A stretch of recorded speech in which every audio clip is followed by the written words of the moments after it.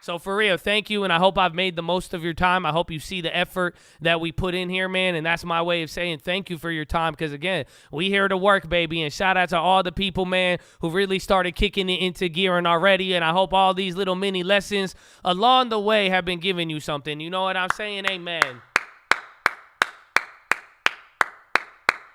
I'm too noisy. I know, that's like kind of my thing. You know what I'm saying? Because that's how I've been like my whole life, you know? Some people said I had ADD. Some people said I had ADHD. Some people said I had a problem. And I just said, I got the joy.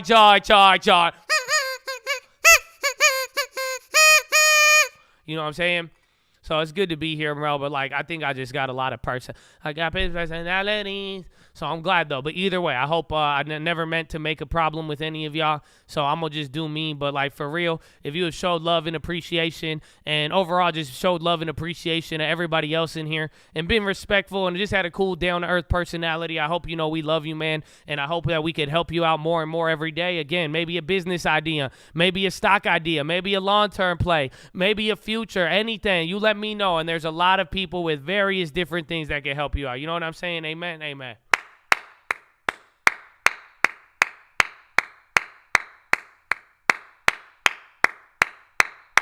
Amen, baby.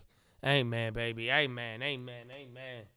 Amen. You got ADHD and I'm crazy in a different way. Honestly, bro, you know the sad part is I'm not crazy enough. Like, I don't think you realize that. Like, I realized that the other day. Like, I'm, like, so much more calmer now, and I don't know if it's good or bad. You know what I'm saying? Like, for real, bro. For real. I'll tell you, it was here's a quote. There's a smart guy and a crazy guy in a fight. Who's going to win? So let's get crazy, Chad. Let's get crazy. Let's get crazy. No, let's get crazy. That's all I'm saying. To the end of the year, I want some defense. I want some free throws. I want some strategy with it. It don't mean you can't be smart, but I need some crazy, baby.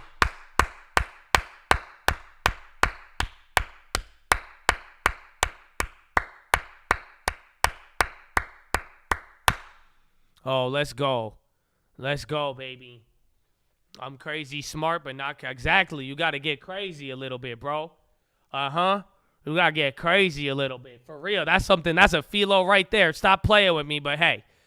So thank you, guys. Yeah, I better see you laying down in the Starbucks, But for real, thank you for all the people who have been with me and who have been supporting. It's an honor to say we got another Monday in the books, baby.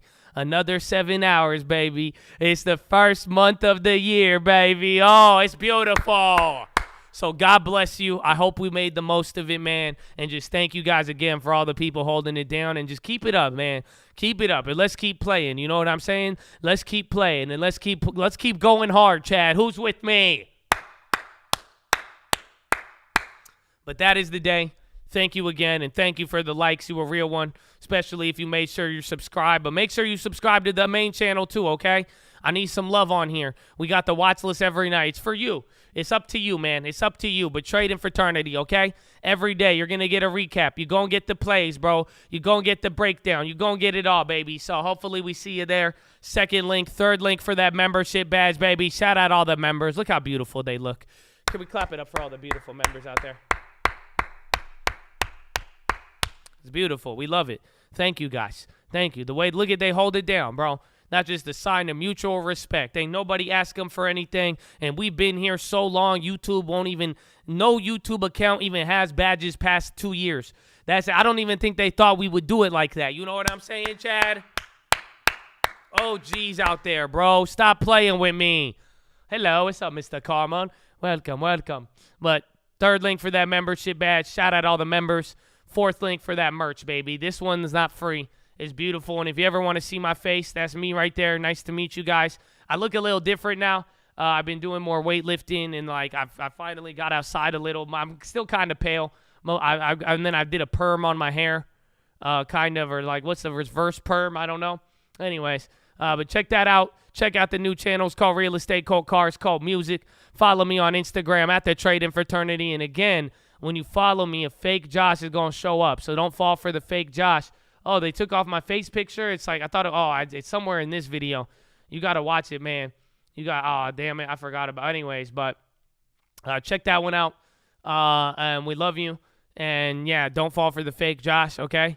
Yeah, hella fake Joshes out there, bro. Hella fake Joshes. It's crazy. It's crazy. And then how option pricing works, if you're still on them options, you better watch this video. Otherwise, you playing yourself still. Don't forget, bro. Don't forget where we taught a lot of people this game, okay? So just learn this one if you're still in the game. Otherwise, some shares will be good for you. How to set up the long-term portfolio. Amen. I think it went positive today, is it? I think it's positive on the small one. Down by 0.2. So both of them were up. Net covered calls and dividends. We are actually up on all of them. So pretty good to say. So check it out. No, I follow a couple people on Instagram. I'll start following some of y'all. If you comment on the pictures and let me know you really in the game, and I recognize their portfolio or your portfolio, your profile, I will definitely follow you, especially if you're a real one. But you know what I'm saying? Don't get mad if I don't follow you. Again, I really don't check it that much. Again, that's just kind of been my thing. I don't really do too much social media, and that's kind of a problem because everybody, they like, you need to do social media. How you going to be social? He ain't even social. Why you got a social media? Okay, but yeah, check that out. And then finally, the prayer request wall, baby. Amen.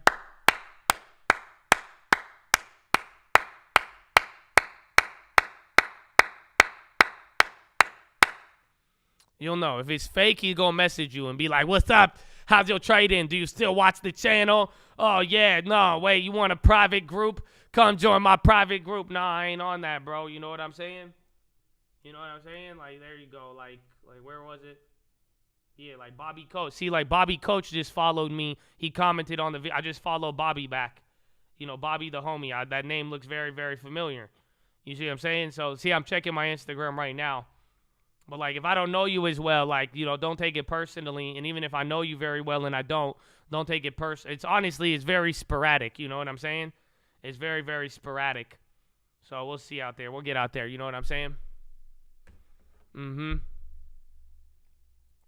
Yeah, but, Chad, that's it. Fill out the prayer request wall. That's the final part. Me and my mom pray for y'all. And just fill it out, okay? And pray for me, please. Please pray for me. That's all I could ever ask for, and then that's it, okay? And then now, that's the day, man. So read the books, Richest Man of Babylon, Proverbs in Living Translation, and The Strangest Secret in the World. And, yeah, I got you, bro. I got you. I'm just trying to taste some, so let me taste. I'm just trying to eat some, so let me eat. I woke up in beast mode, they still asleep. Told them hit they free throws, and back on day. I could hold the L, bro, that's on me. Told them take the game slow, keep the pace. Looking at the table, my enemies don't know where I came from. I'm like E.T. Money ain't the motive, but it's service motivating. You ain't a hoe with love complaining and the celebrating. You sell a home, you know I'd love to have a conversation. We was buying cribs before you knew about inflation. You ain't gotta give me credit, boy, the banks give me a lot of that. I meant it when I said it, we gon' take it all and give it back. I learned a couple lessons, the wisdom that came from all the bad. I learned the repetitions, I put that shit on my dad. My money ain't getting lag, I wanted, could get it now, but I cannot force the hand. I buy that shit when it's there, your homie just look around. We did it, I say a prayer, we bit that shit from the ground. And the foundation they saying, y'all ain't feel it though. Nah, but we ain't need them though. I ain't being cocky, I just won't look in the mirror, bro. Doing more than talking, more the empire empirical. Every time I sound a dotted, boy, it still feel like a miracle. I'm just trying to taste some, so let me speak. I'm just trying to eat some, so let me eat. I woke up in beast mode, they still asleep. Told them hit their free throws, and back on day. I could hold the L, bro, that's on me. Told them take the game slow, keep the pace. Looking at the table, my enemies don't know where I came from. I'm like E.T. running. Market's gonna crash, but I could kick another lesson. Till the curve uninverted and I don't talk recession. Till the dollar was stronger, then I ain't really stressing. But the fact it won't crash it until the Fed admitted 15 on 50. Boy, the kid already seen this shit. Only way to get tricked off bullshit is to believe in it. 2022, like 92, you should go read this shit. Japan and how they move might really make you think they lead this shit. Inflation, hot money, boy, it sound like today. I'm not playing, it ain't funny, even the fix was raised race. Both the problem and solution started with a central bank. Call it what you want, but that one cost a decade.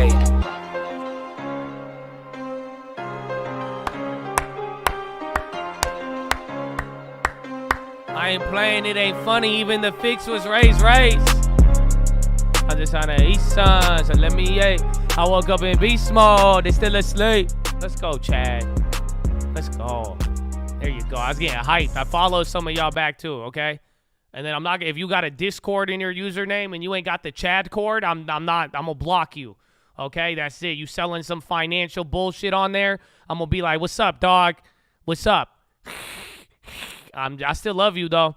Just don't, you know what I'm saying? You're free to be in the chat. That's all I'm saying. You know what I'm saying? Just pay the plug. You know what I'm saying? That's all it come down to. That's all it come down to. But I can't endorse nor sponsor, you know, none of that BS. You know what I'm saying? So, amen.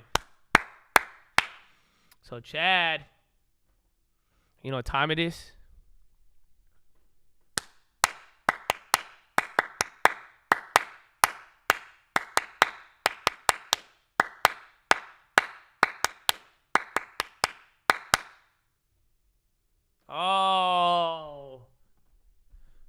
Oh, Chad.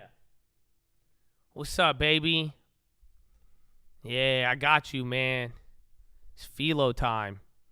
I love this one. This one's kind of trippy. I'm telling you, this one is like straight up trippy, okay? And this one, I don't know if I could even explain it how I understand it. Like, you ever understand things, but like you can't like explain it? Maybe like options. No, but it's like, this one is like, this is a deep concept. A very, very deep concept. Do you know why? Because it has to do with time. And time is a trip, bro. You know that, right? So here's the thing with time. There's actually, I didn't know this existed. This is why it kind of blew my mind a little bit. There's actually, like, there is a school of thought, or there is people who believe that, like, based on the Bible, they believe the world is supposed to be 7,000 years. It's trippy. This blew my mind. I didn't know this existed. And you know where it comes from is, have you ever heard that quote in the Bible? And it says how to the Lord, one day is like 1,000 years, and 1,000 years is like one day. Have you guys ever heard that? Does that sound familiar? I don't even know if you're even religious. You probably heard that. Literally, one day is like 1,000 years to the Lord, and 1,000 years is like one day to the Lord, right? So there's people who believe, like, based on that, literally, they're saying God made 7 days per, you know, Genesis. You know what I'm saying? And they're saying, well, if one day is like 1,000 and 1,000 is like one, they're like, well, the world is going to be 7,000 years of age. I said, wow, interesting, right? But then it just diving deeper into this concept, I hope you know why I'm bringing this up. I'll tell you right now. Because patience is a very, very key to life. And if you have trouble interpreting time, do you realize it could derail a lot of things for you? I don't know if y'all feel me on this. Let me ask you this. I mean, pretty much, what if I told you whatever you're looking forward to happening is going to happen 1,000 years from now? Would you really even give a shit? Like, think about it. If something is supposed to happen 1,000 years from now, in your mind, there's zero way you're going to even, like it just feels weird. It's kind of like when you're driving somewhere you've never been. But now think about this. What if I told you something is going to happen tomorrow? Or what if I told you by the end of Friday? What if I told you end of Friday you're going to get a house? How is every day going to feel coming into that Friday? See, this is a problem we have with the long term. This is why for some people, it really, when we're like 10, 15 years, you're like, dude, that's 50. You cannot, there's no relation between that.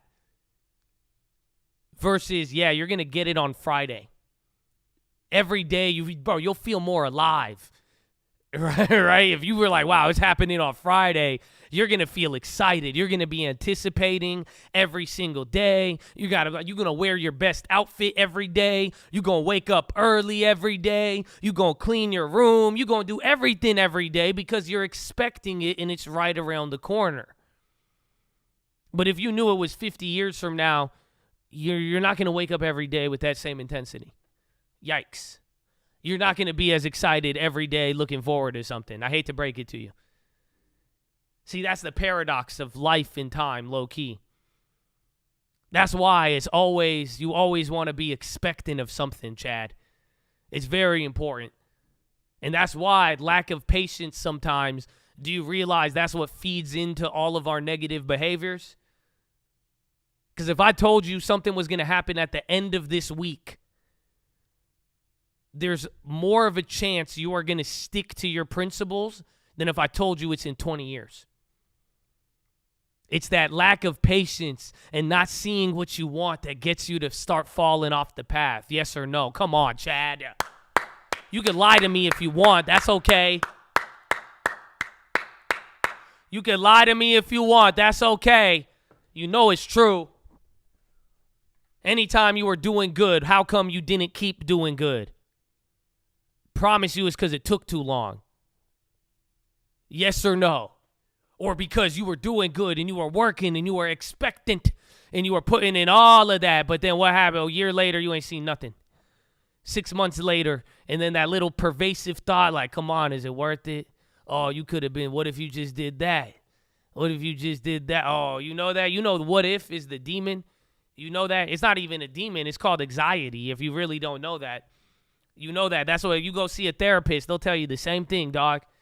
You know that little voice in your head when you're doing something and then that little what if.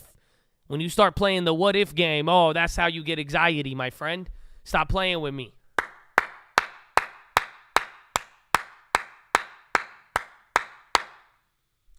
So, Chad, I hope you could learn time from the Lord.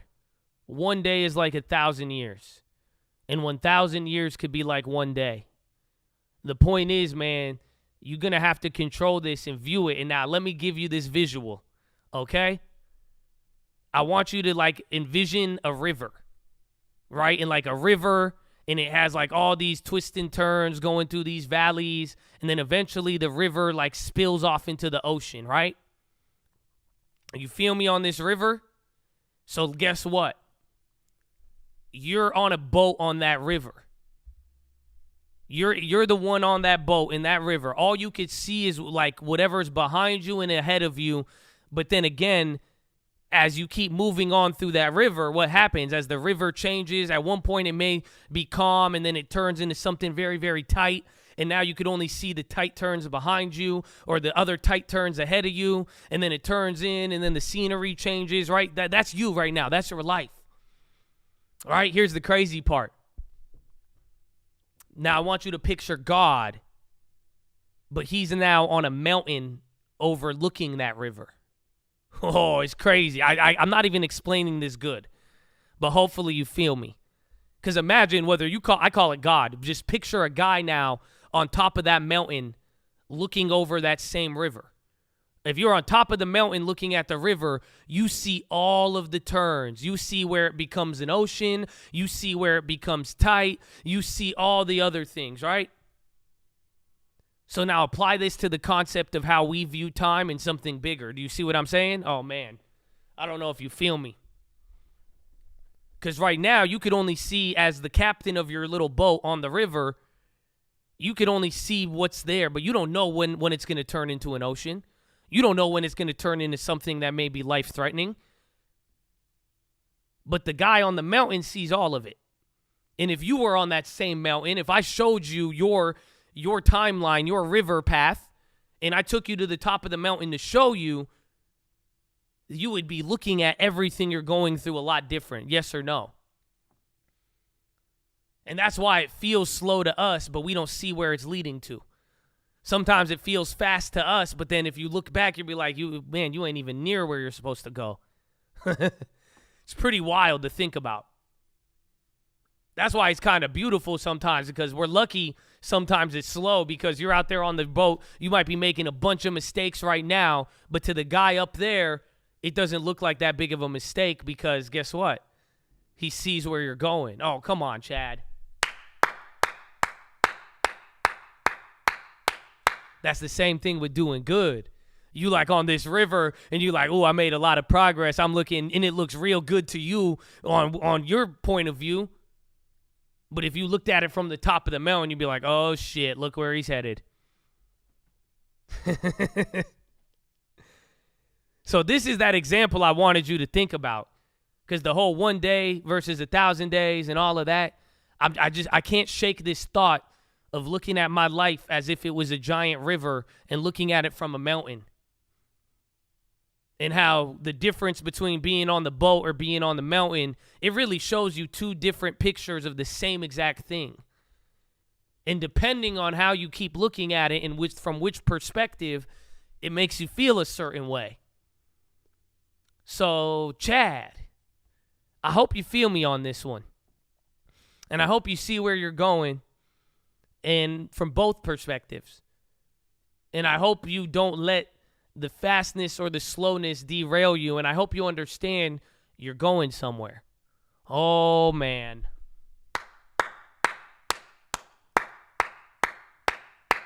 But for real, I just hope this example could give you a good way to view time. And maybe view where you've already came from and where you're going. And I don't know if you're getting discouraged by how long it takes, but I hope you keep this one in mind and maybe you'll be a little bit more encouraged. And maybe that's why you shouldn't be so disappointed by the mistakes you make, because you're still on the river and you're going somewhere else. And what may be a mistake today, you may look back on it and be like, wow, thank you for that. And vice versa, that little success you have today, it may not be all it's cracked out to be, because you might have to look at it from a different perspective. And it shows you how the short-term moves really aren't really that much. So you don't have to be too excited on a short-term success, nor too disappointed by a short-term failure. So this is all about understanding time in your life, my friends, because I hope that if you do understand this timing and understand how time is going to play out, I hope you could use it to encourage yourself and use it to keep making good decisions and know that you got somewhere on the river you're at now. But, man, who knows what it looks like from the top of the mountain. Amen. Amen, Chad. That is your philosophy. Make sure you guys are subscribed. We're live Monday through Friday, 30 minutes before open. Drop your thumbs up on the video and take that to the bank. Let's go.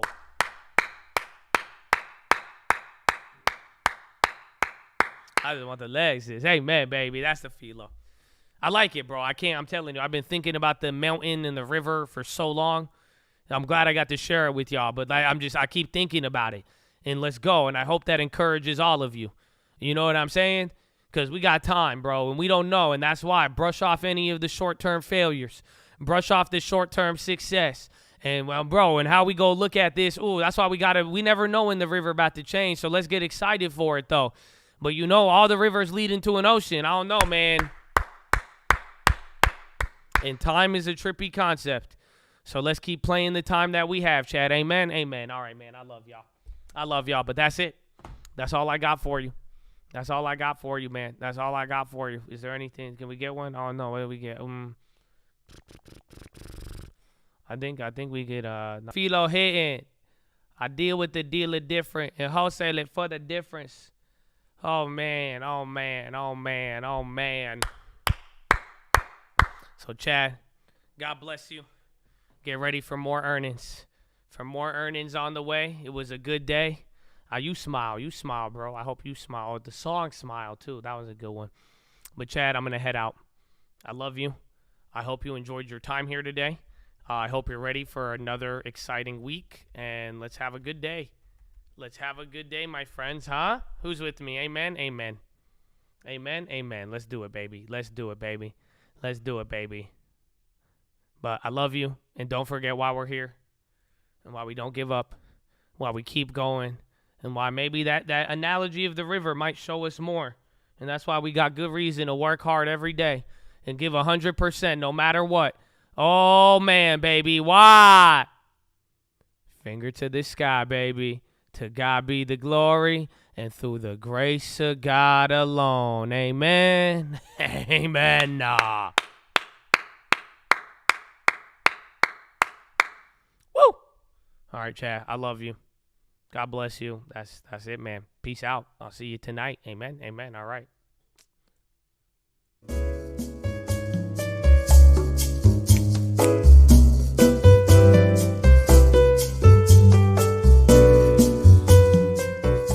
Yes, ladies and gentlemen. You're tuned in to 101.5 The Code. If your mama raised you well, we could clearly tell. That's another 7 hours in the books. You don't got here, baby. Watchlist tonight and earnings tomorrow morning to make it right. And Microsoft on the cloud flight. It's been a beautiful one. We enjoy your participation and enjoy the likes, baby. I hope you know you're blessed. And don't forget about that river, baby. Ooh. Have a wonderful evening.